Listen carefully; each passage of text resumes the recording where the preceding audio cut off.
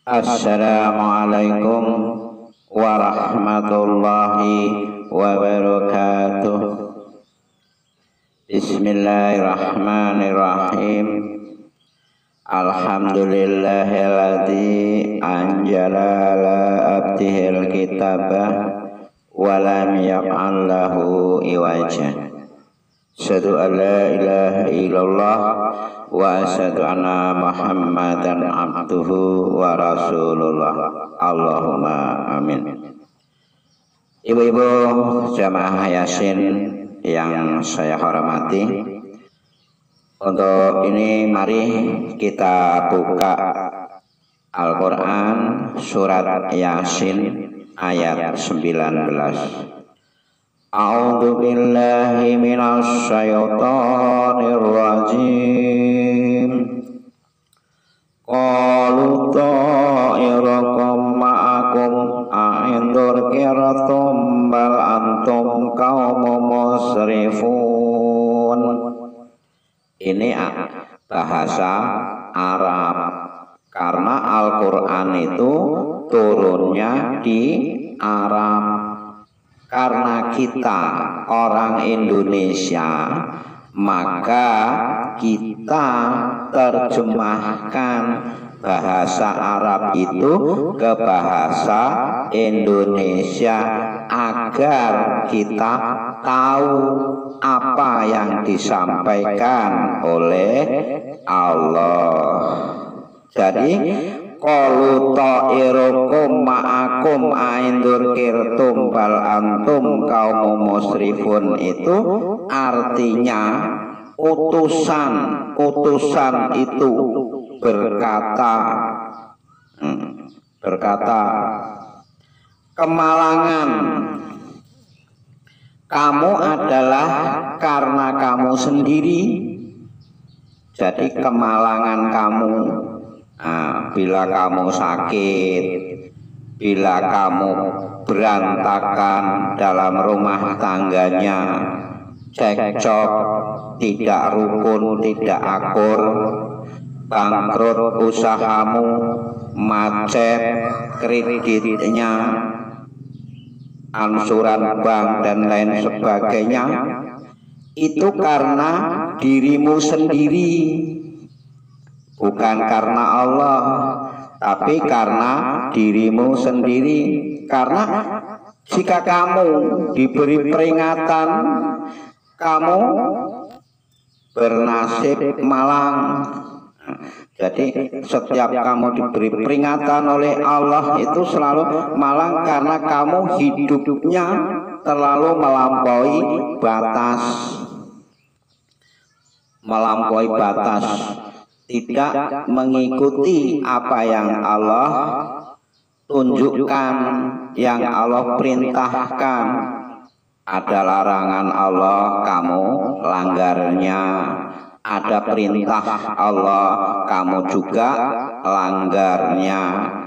Jadi seakan-akan hidupmu itu merasa paling pintar, paling benar, paling kuat, paling mampu, paling bisa, yang sehingga lupa kepada Allah Subhanahu wa ta'ala.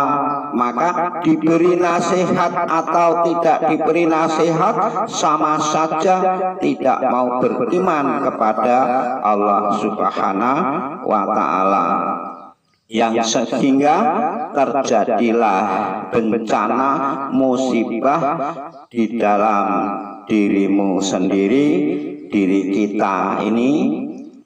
Musibah terkena penyakit, terlibat utang, banyak masalah, konflik dalam rumah tangganya, cekcok, tidak akur dan lain sebagainya.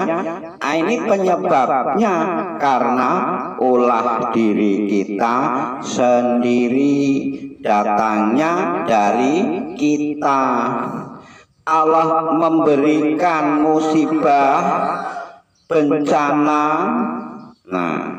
kesulitan dan kesempitan yang ada pada kita, yang kita rasakan ini, itu atas ulah perbuatan kita sendiri.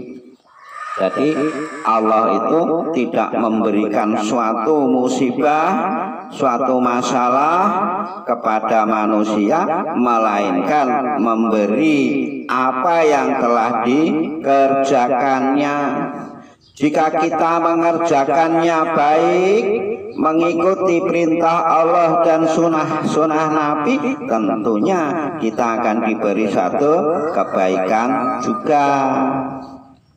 Tapi kalau kita melakukan sesuatu amal ibadah atau perilaku perbuatan serta akhlak budi pekerti kita tidak mencontoh Nabi kita Muhammad dan tidak mengikuti batas hukum Allah, tentu yang diberikan oleh Allah pasti kesulitan, kesempitan serta musibah yang menimpa pada diri kita sendiri.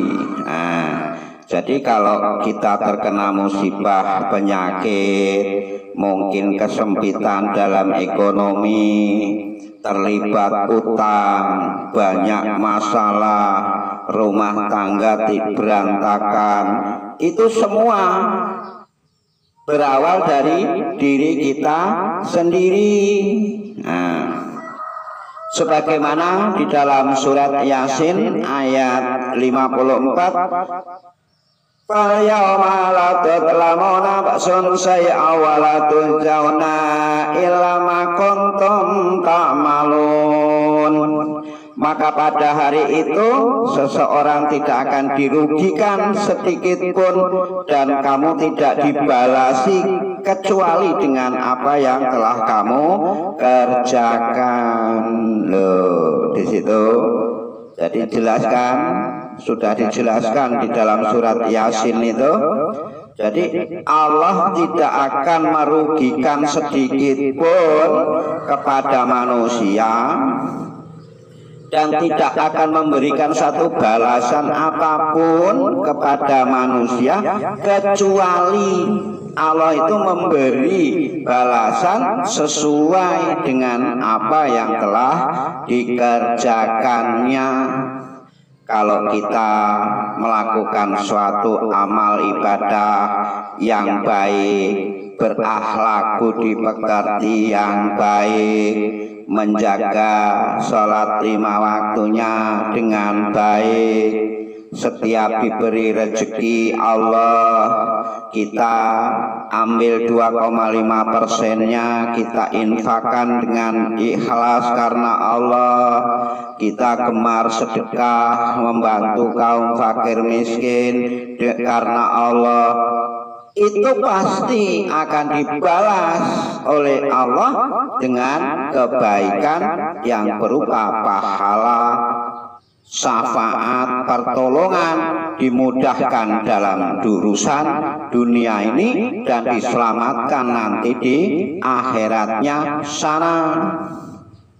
Kalau di dunianya hidupnya itu aja sudah meninggalkan sholat, tidak pernah mau bersedekah, diberi rezeki yang banyak oleh Allah untuk poya-poya, makan yang berlebihan, beli pakaian hura-hura, bahkan judi, minum-minuman yang memabukkan, perempuan dan sebagainya, maka pasti akan diberi balasan Allah, yaitu kesulitan, kesempitan, bahkan musibah, bisa terjadi bangkrut dalam usaha, urusan bisnis, niaga dan pekerjaan yang lainnya. Nah, ini karena dari sumbernya dirinya sendiri.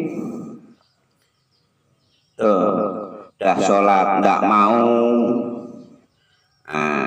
situ kemudian infaknya juga tidak mau, diberi rezeki Allah yang banyak, melimpah, lancar usaha bisnisnya, kikir, tidak dikeluarkan sebagian rezeki itu yang diinfakkan di jalan Allah. bahkan senang hura-hura, senang berpoya-poya, yang sehingga terjadi ketentraman hati, ketenangan jiwa, kedamaian dalam rumah tangganya pecah, berantakan, morat-marit, selalu keributan di dalam rumah tangga itu.